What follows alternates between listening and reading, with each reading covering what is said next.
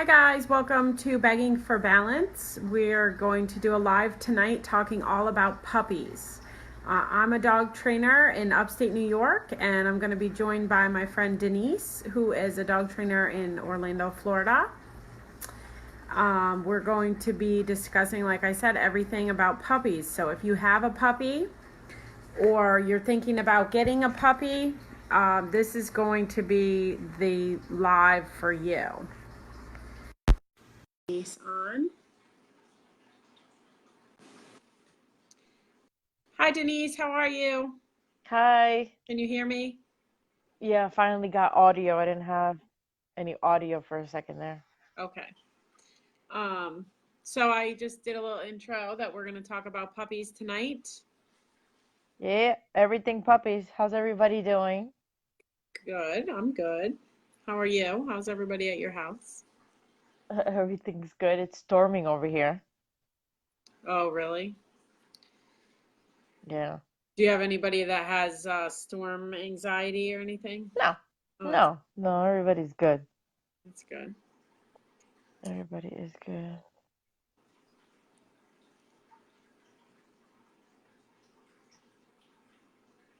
So what do you Did think? you freeze? No, I was just waiting for you. I didn't know if you're trying to share the live on your page, I'm sure. Um, Yeah, we look like we don't know what we do. We've been doing this for 2 years. right. We don't look like we know what the hell we're doing. Um, so let's start even before someone gets a puppy. What are some things, it's really always very important to consider a few things before you bring a puppy into your home. Number one, I always say is, do you have time for the puppy? Because they are not just something that you bring home and put in a fish bowl and it's good to go. They take a lot of time, both in the day and at night. So puppies need to go to the bathroom every couple hours. So one thing I usually, kind of a rule of thumb I go by is if the puppy is 2 months old, they can usually go about 3 hours. They can hold their bladder. So sometimes they can do it longer, but for the most part, they need to go out every 3 to 4 hours when they're really young like that. And then as they get older, then you sort of take the number of months. So if they're 4 months, they might be able to go 5 hours before they have to go to the bathroom. But if you work, you're going to know that that means somebody needs to let the puppy out when you're at work. So it means Yeah. planning for that, thinking about that, and, just setting it up. It's not forever. They grow up very quickly. Puppies, the time goes by quickly. Even though it's a lot of work, it goes by super quick. So, um, and the same goes for nighttime. A lot of times they have to go out at night. Even when you want to sleep, they may need to go outside. So you have to be willing to get up and take them out in the night too. And, a lot of times people will get a puppy if they have a family, like maybe they have kids are like 10, 12 years old, kids want a puppy. That's one discussion that's really good to have as a family is like, hey, this dog's going to need to go out a lot, and then kind of dividing up the responsibility, but that the adults always make sure that the dog is taken out. So don't leave the responsibility on your kids. It's not really fair to the puppy. So they can definitely have a job to take the puppy out, but you need to make sure that it's ultimately done. Same thing with feeding and making sure the puppy has water and all that. Um, you have to kind of supervise it. So um, those are just a couple things to think about before you decide to bring a puppy in. That's a lot, huh? Before you even get a puppy. Right. Well, But but it's missed. it's so important that people think about that, because what can happen is people just get a puppy because it's cute. Let's bring it home. And then they haven't thought about all those things. And the novelty of having a puppy wears off within, a month, maybe less, depending on how demanding the puppy is and what they thought they were getting into. So super important to think about that beforehand. And then another thing is actually breed also. And do you want to talk about some of that, like selecting a breed or just kind of guidelines with that? I mean, I had a list, but breed wasn't on it, but sure I can. Um, Selecting one, if you've never owned a dog before, you probably should talk to um, somebody who trains dogs and frequently sees that breed. A breeder for that breed may just have the interest of, like, you getting the dog and then that's it. People in the shelter that I know of, I can't say that they all do that, but they're not going to vet you. They want to get these dogs adopted out. So although I don't have breed specific things to say, if you want to find out about breed, there's do a lot of research on the internet, because even then a lot of stuff, not that it isn't correct, but a lot of stuff is it could be misleading. So like, for example, a German shepherd may be easy to train, but what if you get like a working line German Shepherd, one that's going to give you like a ton of trouble, especially if you don't have like leadership qualities, or needs this dog like really needs a lot of direction. That might be somebody, that might be a dog that might give someone a really hard time, who's been used to like really soft puppies or maybe littles, and that they haven't really like walked a ton, or this dog may require a whole bunch of stuff, may require a ton of exercise, a ton of structure. I mean, it just may be like overwhelming for you. So it's not only breed, but also temperament. And, I know you had that on your list to get that checked off, is checking that dog out. This is just a lot of homework that you're going to have to do if you want to do stuff the right way. And a lot of people miss this step, and they miss planning. So if the only planning you have is like a week or two while you're on vacation, Christmas, when everybody gets puppies or whatnot, then you're already going to be off to a bad start, unless you've got money to plan out for like a walker or somebody to come take the dog out. If you don't work from home, or have easy access to building a schedule, because you're going to need that. Yeah, definitely. I think just one little tip about like selecting the breed of dog is to take a hard look at your family, like your situation. How much activity do you do? What is your lifestyle like? And then doing some research on different breeds and which breeds maybe don't line up. For example, if you are, let's say, an elderly couple, you don't do a whole lot of walking. Maybe you like to walk a little bit, but not a super ton. You're not very athletic. You're not spending a lot of times outdoors. You'd rather kind of hang out inside and watch TV.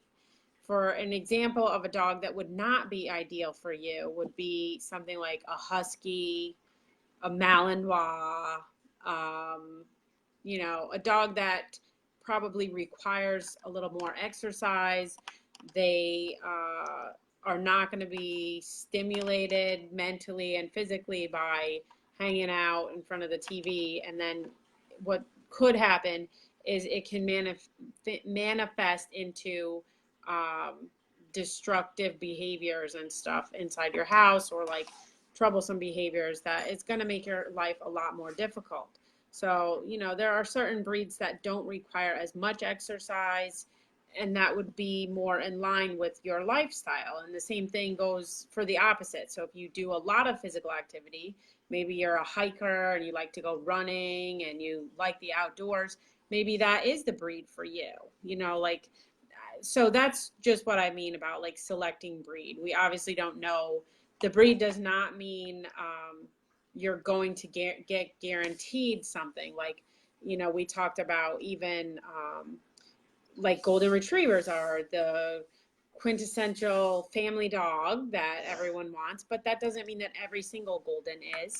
And the same with, any dog like that. If there's a breed that's specifically noted for something, doesn't mean that you're going to get the dog that is right along those guidelines. Like, you may get a dog that is more difficult, or you could get, let's say you could get a husky that doesn't require a lot of exercise. Maybe it's like super lazy and just laid back and chill and just likes to hang out. But for the most part, you know, keep the breed specifics in mind when you're selecting a dog. Yeah.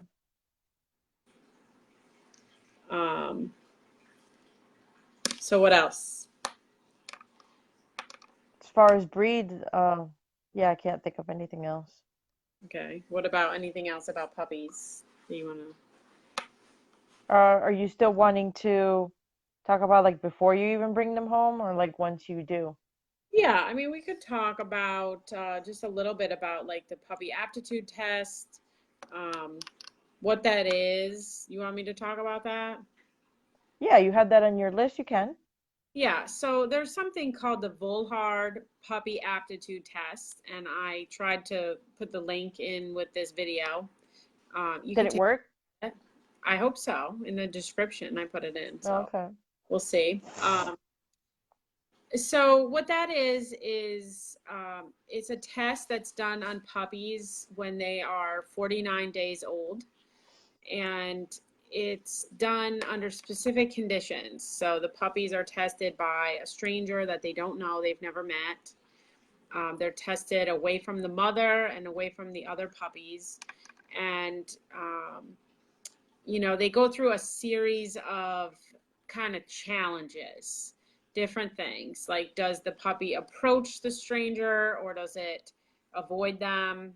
Does it come right up? And the dog is given a score based on how they do with certain things, like a strange object, like an umbrella that you open and just put on the floor. And you watch how the puppy reacts to it. Does it go up barking at it, start biting it? Does it move away from it completely and not go anywhere near it? Does it go up to it and kind of sniff it, but isn't really sure? And that gives kind of a level of where the dog is.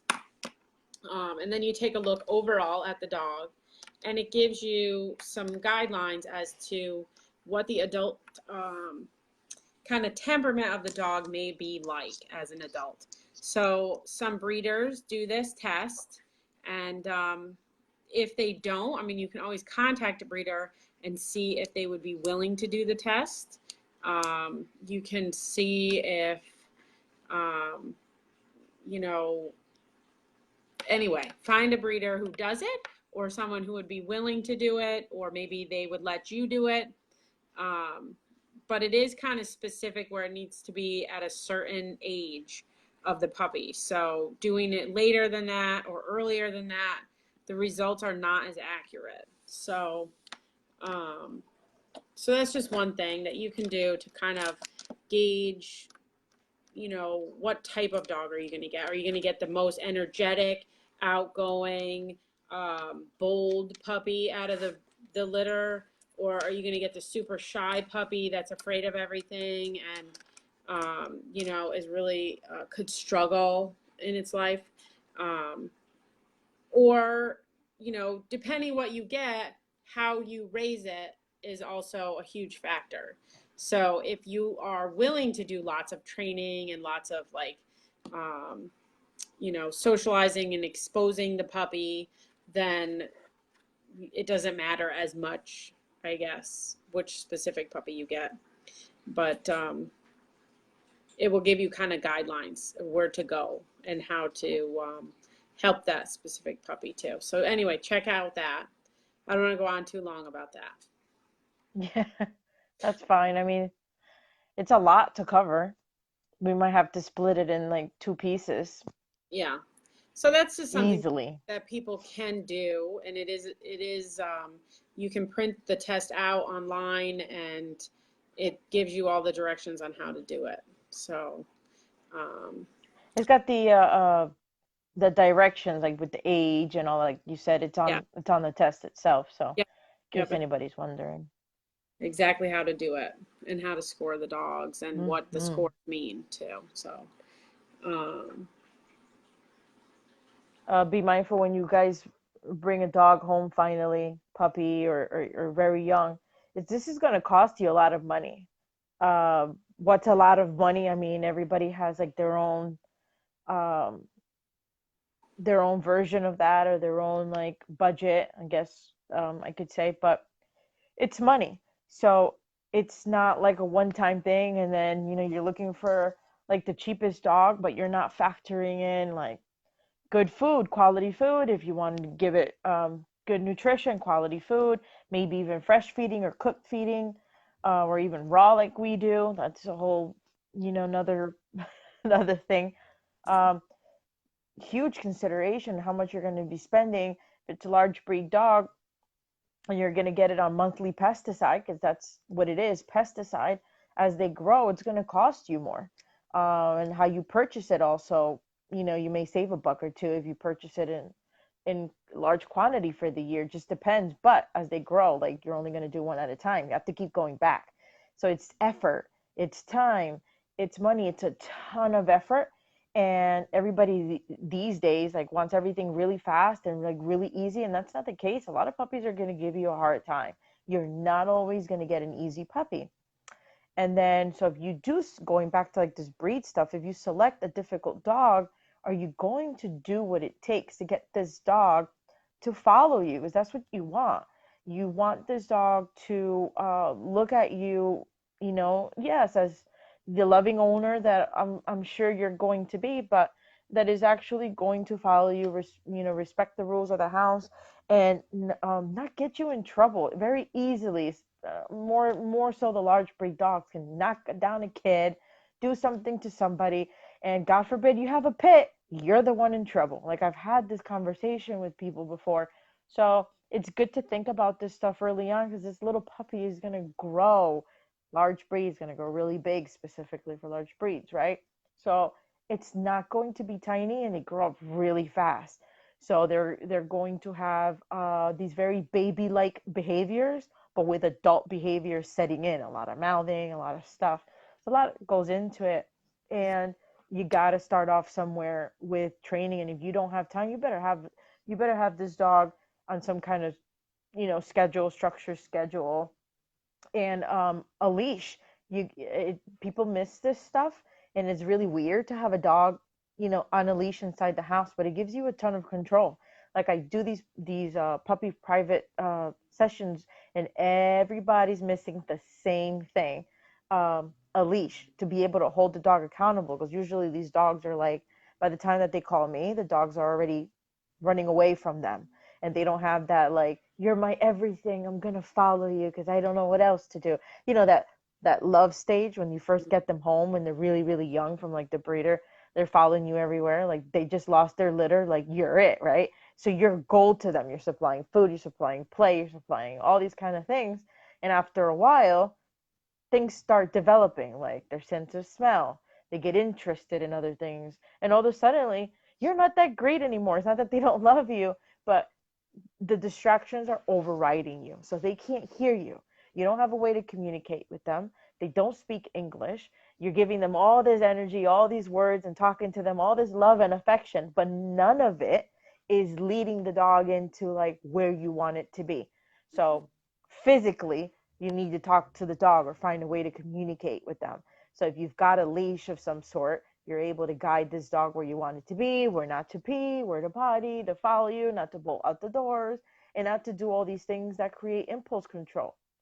A dog is something, it's very simple. So it's like lack of manners, lack of impulse control, lack of thinking. It's all like the same thing. So if your dog's nipping you, for an example, the dog doesn't have any impulse control. It doesn't know, right? You haven't taught it that.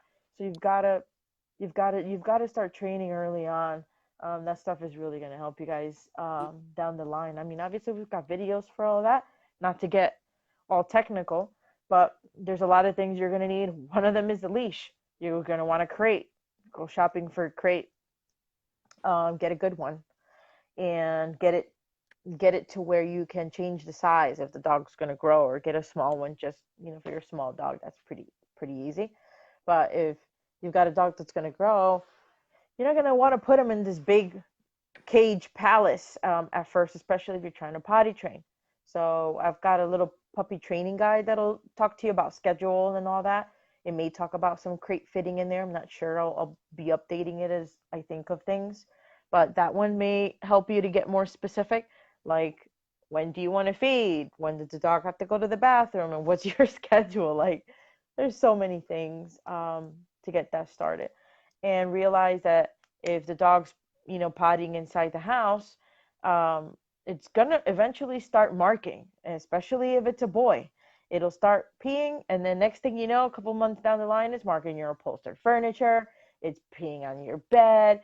It's nervous simply because you didn't teach it any structure. You didn't teach it to deal with the human stuff. And Katie already mentioned socialization. Well, what is that? It's definitely not the dog part. If you guys are new to like our world and what we talk about, we talk to you about like exposure and exposing. That's exactly what it means, exposing the dogs to like the human stuff, whether it's a dishwasher. I mean, hopefully your breeder did stuff like that, but let's say they didn't.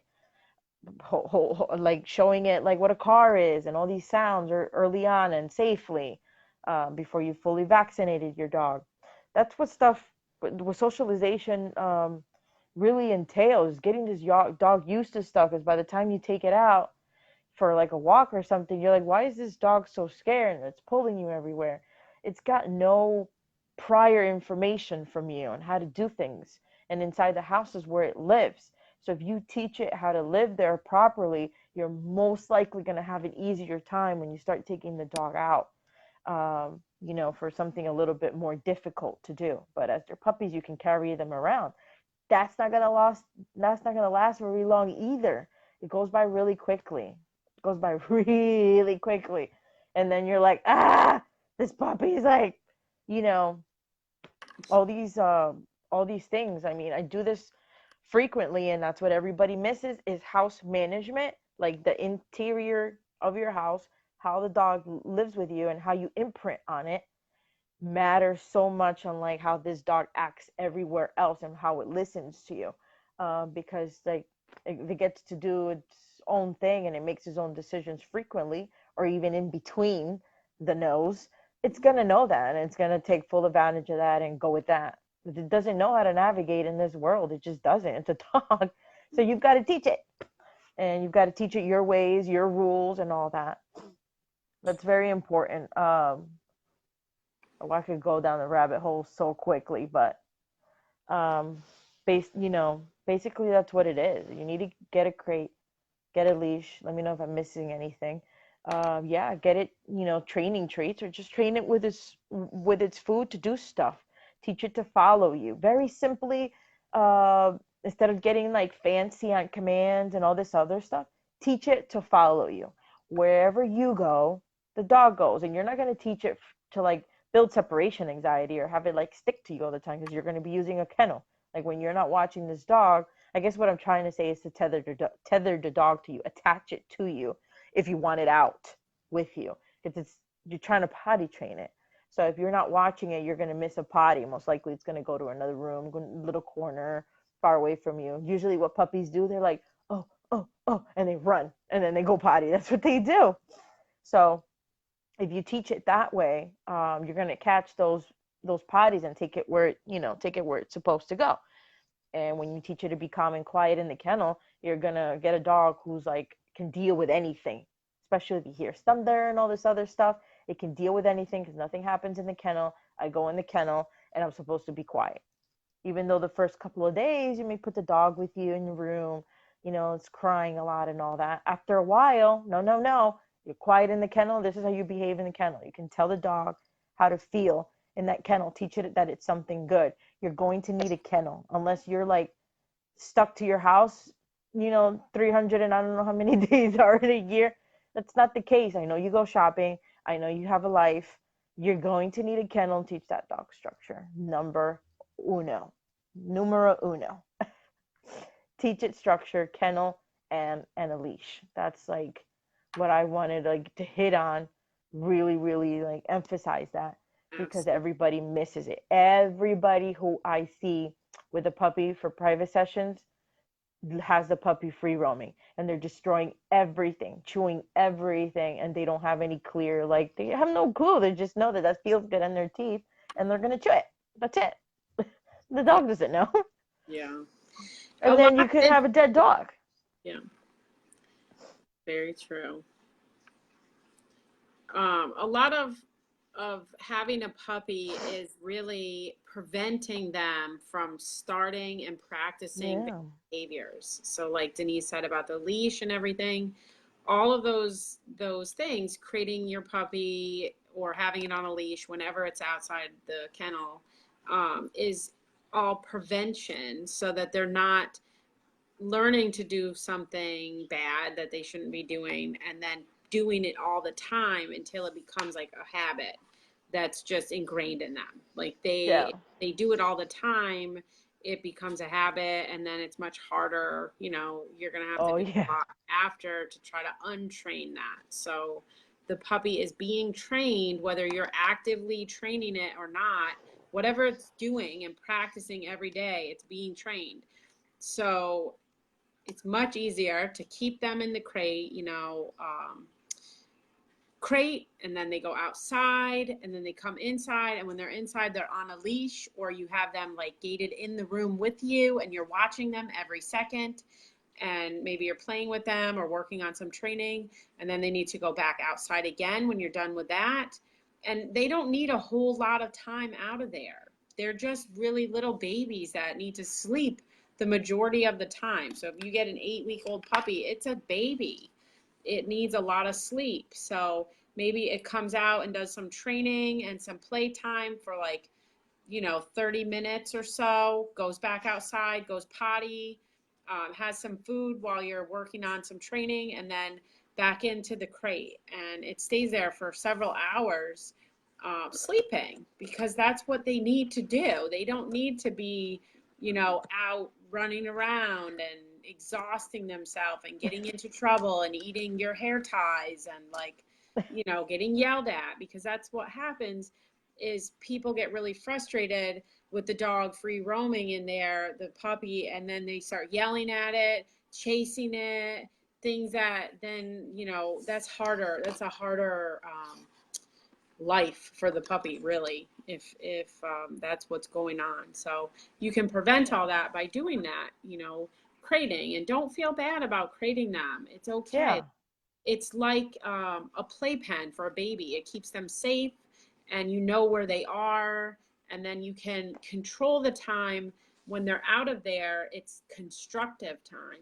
So that's when you're working on the training and you're feeding the puppy as you're training it. Like Denise said, just having it follow you around, saying their name, and then feeding them when they look at you.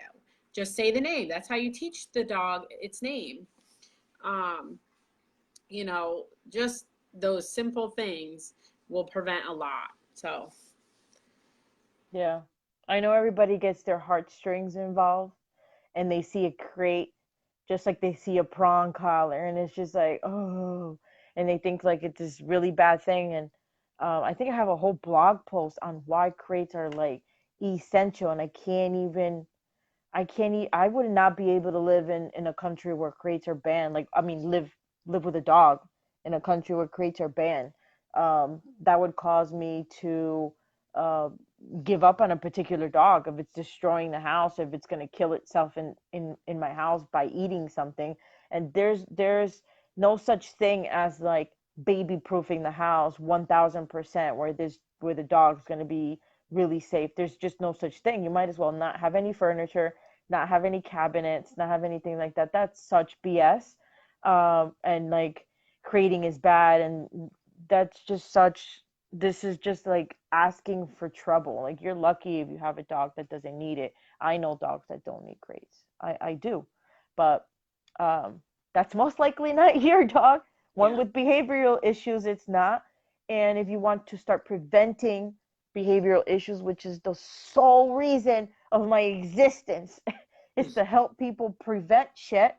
Mm-hmm. You're going to want to use a kennel just to prevent stuff and work up to possibly your dog maybe not, not needing one if it like if it deserves it. But most of the time they're much safer in there anyway, even in their adult life. They just are.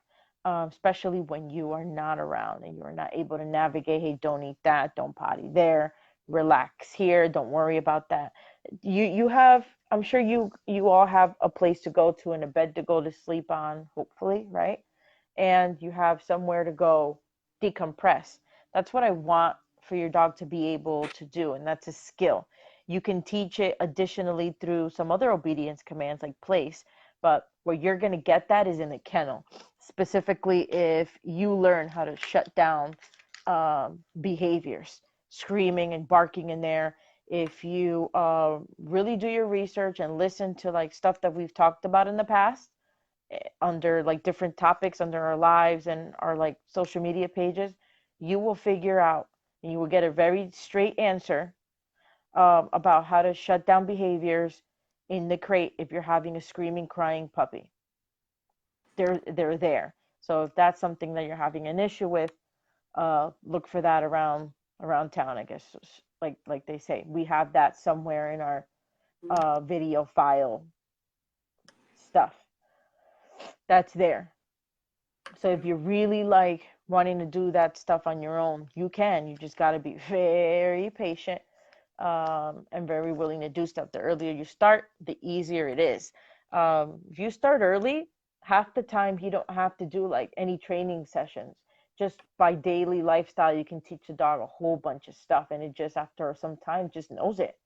Like with my most recent dog, I think I did like 2 3 sessions tops of like place, and now she just knows it, and I can send her from a distance because it's everything that you teach the dog when you make it non-negotiable, like when you ask them to do something or not to do something, and you're very consistent. They know that, and they know that you are consistent, and they will follow suit and really like understand that you have control of things, and that gives them a satisfaction that you guys wouldn't believe. So when you control things and you show a dog that kind of stuff, you're saying multiple things. You're not just training them. You're training their mind. You're training them to be really like solid.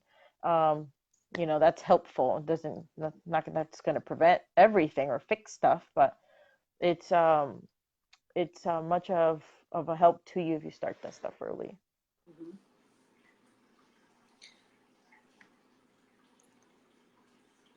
Okay, I think we should talk a little more about just the housebreaking, because I think that is one huge Yeah. thing that people struggle with a new dog or puppy, especially puppies. They don't know where to start. So you get an 8-week-old puppy, you bring it home, and Yeah. when do you start housebreaking, and what do you do? Do you use pee pads? Do you use an X pen? Like, do you just leave the puppy in the bathroom? Like, is it how do that's what people, that's Yeah. like common questions for the new puppy owner. What do I do? I have no idea what to do. um Yeah, that's my jam. There's a whole potty training video just for that. Let's say if you screwed up and you didn't plan and like you don't have a sitter or somebody, okay, get yourself a big crate. I would rather you like give this dog like a full space of the crate and let him pick a corner, and when you come home, you come home. Is that effed up? Yes, it's effed up. You should have planned better, but it happened to me. That's why I'm telling you that. So I didn't plan, and I was like, was a nurse for a long time, so I was working long hours. And I'm like, well, you do what you got to do, right? Get yourself a big crate and use that. I mean, eventually they'll grow out of that stuff and they'll wait for you to use the bathroom. I would rather you not, um, but because they'll be sitting in that while you get home. But if you plan out a schedule, plan out somebody to take them out, no pee pads, take them to a potty spot. The way like my house is set up is I have um it felt like at 3 in the morning I wouldn't want to travel very far to go to a grass patch. Um, so what I did was get a grass patch from Home Depot and made that grass patch travel a little bit. The breeder started the dogs on pellets, right? On pellets, on a tray of pellets. So like the first day I was using some of that, mixed it in with with the grass patch some, and then put it outside, right outside of the door. So that way I literally, because the little puppy, when they're that young, they're not gonna like run away anywhere. I would literally take the puppy in the middle of the night, half asleep, in my carry it, put it on the grass patch, you go right there, and then I could put her back. After a few weeks, that's gonna change, and the dog's gonna get more curious and run around and stuff, but not right away. That's not gonna happen right away. Like we said earlier, that takes a little bit while they develop those senses and curiosity and all that stuff. So that's what I did because I didn't want to travel far. Yeah, and it was only like 15 feet, but the door making noise and all that stuff, I just didn't want to do it. So I got a grass patch. Um, so the reason why you don't want to use the pads is it's going to confuse the dog. They're going to start going inside the house. They just don't know the difference between texture and that's a tile and that's your bathroom rug or whatever nice rug it is that you have. Oh, so I don't potty in my crate, but I potty outside of the crate. So they don't know you mean like outside. That's why you don't want to use a potty pad. The potty pad is still inside of the house, and they're not going to be able to make that differential really easily. Once in a blue, there's a couple of dogs that do, and they just get it, and then they're magically like, great, good for you. I never had one of those. So I've got to like train them to take them outside of the house. So if you use a potty pad, um, that's not going to be helpful. So if you're in an apartment, you can always do that in a balcony. If you have one, designated to like the bathroom, but you're going to have to treat if you live in that type of situation where you have to, and like you must, and you don't care with the odor and the smell, more power to you. But you're going to have to treat that area as the only area and be able to accept that they may miss the pad or they may miss the area. And that's just the way it is. They might get confused, some dogs more than others. Yeah. Why is this thing looking a little blurry? But that's what happens with that. And Katie's talked a lot about cleaners. When you use, when accidents do happen, they're gonna happen. You're not gonna punish those. You may like try to interrupt it with like a loud clap or a loud no or something like that, and swiftly take them out to where they're supposed to go. But if you clean messes up with anything high power like bleach or ammonia smelling, it's gonna trigger more marking and more peeing in that exact same spot. So I think you recommend Nature's Miracle or something like that. That's Yeah. enzymatic cleaner. Kind of an enzyme cleaner specifically for dog urine Yeah, stuff. Because they have pheromones and stuff in the urine that make them go back to that same spot. So the yeah, enzyme cleaners that you get specifically at like a pet store or in the pet section of a store, they are going to get rid of that. So hopefully your dog is not, if it does have an accident, it's not going back to the same spot over and over and just, you know, yeah, going on that spot. Um, yeah, but yeah, yeah, like you said, wherever you want the dog to ultimately go the bathroom as an adult dog, that's where you need to be teaching it to go now. Like even when it's really young, yes, it's going to have accidents sometimes. It's not going to be 100% perfect. You may have a really hard time getting the dog out. Like when they're really young puppies, you have to pick them up out of the crate and walk holding them before you go outside because they can't walk all the way across the floor. They will pee as soon as they come out of the crate. If you do that when they're really really yeah. young, Some of them will. Yeah. you want to So put pick the them, crate, huh? either pick them up and take them right outside or have the crate right near the door so that Yeah. they don't have to hold it a long time. Their bladders are really little and they don't have, they can't hold it for very long, and under kind of like exciting, stressful situations, they can't hold it either. So, Yeah. If um, they're playing in the house, they're gonna want to go immediately. yeah, So again, if you have the leash on, you're going to be the one that scores the most points because it gives you more opportunity to make sure like I got my eyes on you. Because the moment that they're like excited and play, after like 5-10 minutes, you betcha they're gonna have like nose to the ground and they're gonna be looking for some place to go.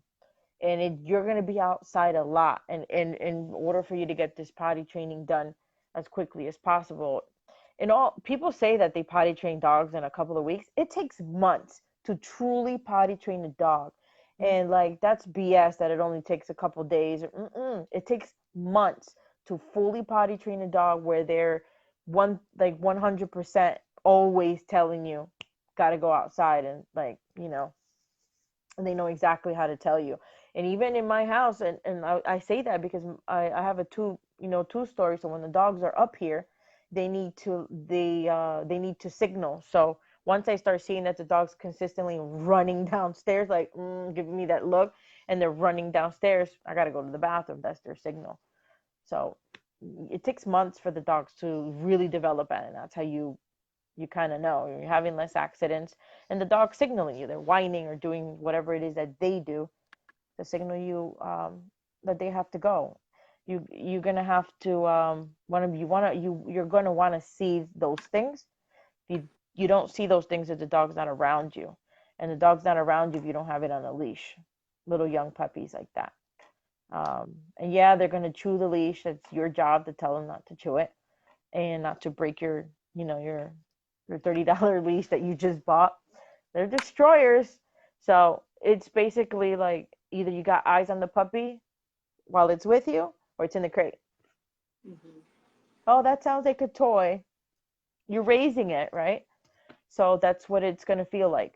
Oh, I only, take it out at my convenience. Well, and That'll you only change. take it out when you can supervise it. That's the thing. Yeah. It's Only like a take baby. really supervise it. Yeah, and that will change. They'll get more privileges if you're diligent and really consistent. They'll get more privileges. So don't look at it as as a bad thing. This is what the end goal should be. That's so important. Everybody misses that. It's so important. If I could give anybody one video, it would probably be how to raise a puppy kind of video. Just to make sure you get off um, on a good start. And all this oh, by the way, too, like you can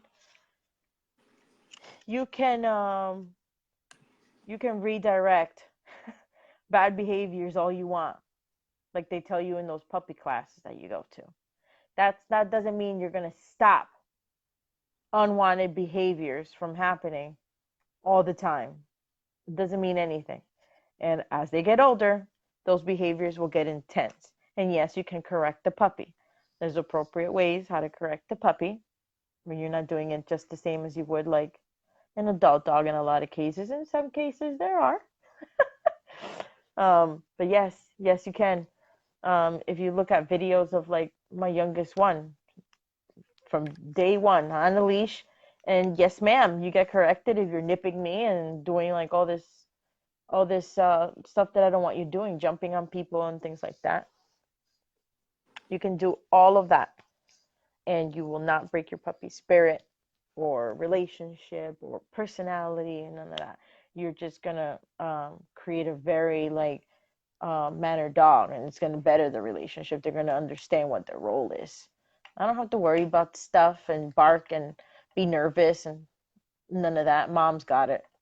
She tells me to stop that all the time. That's because she's got it. When you show leadership in that way, it's just a beautiful thing where you can make. Beautiful thing. Mm-hmm.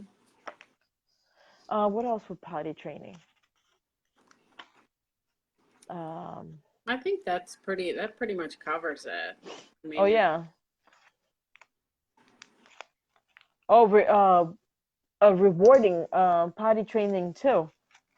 Rewarding potty training. Sometimes people reward the dog when the dog comes back inside the house. They have him off leash typically, and they're like, come on, buddy," and they give him a cookie when they come inside the house instead of at the moment. So when dogs think and they remember things are in like moments, a moment in time, like a screenshot you take, of your phone or a photograph. So you're going to want to tell the dog while they're doing the good deed, whether it's a sit or whatever, the potty in this case, that they did a good job while they're doing the good deed. So while they're taking the poop, good, or go potty or whatever, right then and there at that potty spot, you're going to want to reward it there. You don't have to take a cookie at 3 a.m. Trust me, you don't have to do it to get it done. But you can like give them pets and all that and affection and stuff like that. You probably won't. You'll be like one eye open. Yeah. But you can do that and you're going to get the point across that that's exactly what you wanted them to be doing, the potty outside. So, we're not going to forget the rewards either. Bless you. Thank you. I do like to use a word too. So like Uh-huh. while they're going, say potty, and if you do Yeah. it all the time consistently, what happens is you can make your dog go on command. So that if you're late for work and you need to like hurry up, take the dog outside, you say potty, your dog's going to go to the bathroom, and then you can go back in. Like you're not waiting out there for a long time. The other Yeah. mistake that sometimes people make is taking the dog out. They have a leash on the dog and they're walking all around the backyard.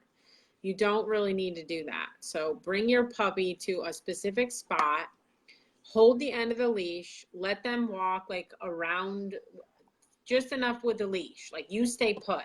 Let them have the leash and they can like walk just around you. They have 4 foot, 6 foot, whatever your leash length is. But they don't need to be searching all around the yard for 30 minutes. It's sort of like, go to this spot. This is where you go. Maybe I wait here for, with a young puppy, maybe it's 10 minutes. I wait 5, 10 minutes. If the puppy hasn't gone, then I bring them right back in the house and they go right back in the crate. Do not pass go. Do not collect $200. No playtime, no She training. threw a joke out there, folks. Well, you couldn't do that if they Okay. haven't gone.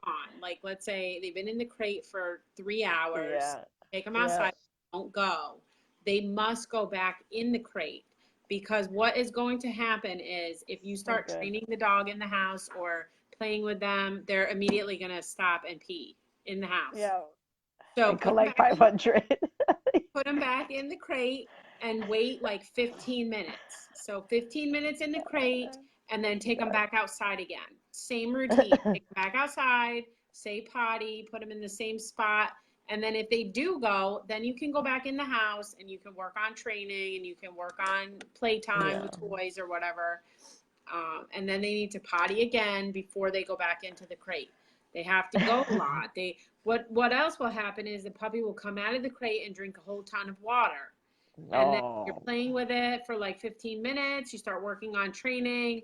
And then the puppy's like, oh boy, I drank all that water and now I'm eating all this food. Like, I really got to go. So you may even have to take them out in between, like, training for food. And when they get to play with their toys, they might have to go out again just to see if they have to go, because all that is excitement and you're adding food and water into the situation. And then the puppy's like, I really got to go. So I hope that helps you guys. I think we covered mostly everything on potty training that I can think of. Yeah, I think so. And On I feel like I'm missing something, but no. I think Uh, good. I think we that covered everything. Schedule, feeding schedule, all that stuff. Yeah, there's more like nuanced stuff, like detail stuff, but that got posted previously. But getting the dog on a schedule, feeding in the feeding crate them is a at good a idea. specific time is really good. Not just feeding, Yeah, like free feeding is going to make your housebreaking a lot harder. If you leave a bowl of food out, the dog's just going to go to the bathroom whenever. But if you either train them for their food and work on, having them follow you, saying their name, maybe sit or whatever, things like that. And it's maybe twice a day or 3 times a day. When it's real young, they have to eat 3 times. Um, but limiting the food to specific times. So whatever they eat at those times, not leaving food out in the other times. And usually puppies will eat and then they have to go. They have to poop right after. So if they haven't gone after they eat, you know that they might have to go out again in like a few minutes, 15, 20 minutes. They might start whining in there, and it might be because they have to go. You just fed them, filled them with food. So um, just, knowing that makes you aware. So then, like Denise said, some people mark it on a schedule. They have like a spreadsheet or a calendar or something. They mark when the dog goes so they can see like a trend. And that helps to anticipate when your dog is most likely going to go to the bathroom. So, Yeah. Yeah, and most likely we're gonna end up having to do like a part two where we can include things like toys, what do's and don'ts, and like kennel stuff specifically towards like safety wise. yeah. Um, yeah, we can do part two, Yeah. I think. Oh, But housebreaking. The other thing with the crate is you don't want the crate to be too big. Like Denise said, if for some reason you have a situation where you can't come home and let your dog out, that's a different story. But for the most part, if you're housebreaking your dog and you're using a crate, you want the dog not to go to the bathroom in the crate. So you want the crate to be small enough that they can turn around and lay down, but they can't have tons of extra room in there, because if they have tons of extra room, then they will go to the bathroom in the crate, and then it kind of works against you. You don't want a dog that's like a dirty dog and just goes in the crate and doesn't care and lays in it and all that. The idea yeah, that the crate is kind of like their den. You want it to be small enough that they have like a desire not to mess it, so that they will hold their bladder and stuff while they're in there, and then you take them out. And so that's like when we say crate training and housebreaking, that's kind of what we mean. Some people do, if they have to work and they don't have anyone to let the dog out, sometimes they do a crate inside like a one of those X pens, and the crate is open and the dog like can go to the bathroom outside the crate if they had to, like in that kind of situation. But like we said, it's more ideal to try to get someone to come let the dog out yeah. and keep I up with. don't mind the X pen, but when the dogs can start climbing out, figuring how to get out of there, and you're having severe potty problems in the house, it's usually because like they're using an X pen. It's still outside of the crate. It's Yeah, still like the same concept as the potty pad. yeah, So if the dog's not getting out of it, things like that, then okay. But they can still practice like running around in there and all this. You're gonna have to play with it if yeah, you don't have anybody to help you. yeah, So if you feel in the playpen, you'll eventually want to move them out of that because they're gonna start climbing out of it, figuring it out, throwing themselves a nice. That's what they start doing, a nice little anxious party in there, crying, yapping away. yeah. It can get a little crazy, and then when you do put them in the damned if you do, damned if you don't. Then when you do put them in the crate and you shut the door, it's like, how dare you? Right. Yeah. Yeah. Yeah. So there's ideal, like how we would instruct you to do the housebreaking. And then there's also like, you know, Get by option. right. It might even be where you could just, if you have a puppy at home, maybe your boss lets you go home on lunch break for a couple of months. It doesn't take that long. Like once the dog is just a little bit older, they can wait. But for those couple months, when you first get a puppy, maybe they let you go home, and on your lunch break, you just quickly let the dog outside and then back in the crate. And Yeah. you don't need to go home and do training or playtime or any of that. It can just be like a quick potty and then back in the crate, and work on all the other things when you are Yeah. home from work. I see those little dogs doing way better with that kind of option where they can't escape, and I don't know, I've seen some real smart ones that will climb over there and find their way around the house. I've seen it. Yeah, yeah. If But you have, those little dogs tend to be better with that. don't do that. If it's don't. Oh man, Yeah, it's a pain in the butt either way. I've yeah, done I've done all those ways. Close off a kitchen, close off a bathroom. It's eventually you'll asking for trouble when they can chew and get into cabinets and chew the yes, wood, and and chew like whatever's around, toilet paper. Yeah, you're Right. gonna have to play with the different things. Like do one, and if you are, you're gonna have to structure up when you get home. It's not all gonna be like body, Yeah. because that's where your trouble will be. I feel so bad that you've been home alone all day, and it's just like lovey lovey, and do the opposite of what the heartstrings tell you, or have a balance of both. Like no, nobody's telling you can't play with the dog or cuddle with him. That's not what we're saying. But structure up. You're going to use your kennel. You're going to want to implement that, so that way when they can hold the bathroom, that's done.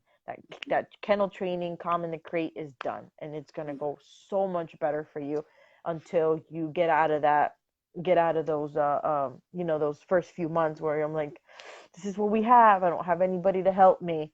Yeah. This is what we got to do. Whether it's the bathroom blocked off, and they're like, okay, you're doing okay. You don't see chewing behaviors just yet. That comes in. That comes at a certain point. Doesn't always come right away. Mm. When they're little, they got little mouths, and they not really like destroying, but that gradually will, you Mhm. know, will get up there. So just play with it, but know that it's very beneficial, very, very, very beneficial, if while you are home, if you do the structure just as well. So that way you can implement that crate training. That is your lifeline. That is your big helper. Um, Getting your puppy trained. Big don't. If you miss that, you've missed like the whole point. Yeah. You've missed the Well, whole so point. this was really good, I think, part one, and then we'll do a part two. Maybe we'll talk Yeah. about older puppies, the fact that when they get to be around 6 months old or so, 4 to 6 months, things start changing and they're not just tiny little babies anymore. And there's a lot to talk about with that too. Um, right? Yeah. I mean, there'll But definitely be a part two so we can add um more things to it, but man, do they develop fast. yeah, yeah. All right. Well, thank you very much, Denise. Thank you. I hope everyone has a good night. And like we said, we're going to try to attach some links to this, and you can check out those in the description. And have a good night, everybody. Good luck with your puppies. Yay. Okay. Night. Bye.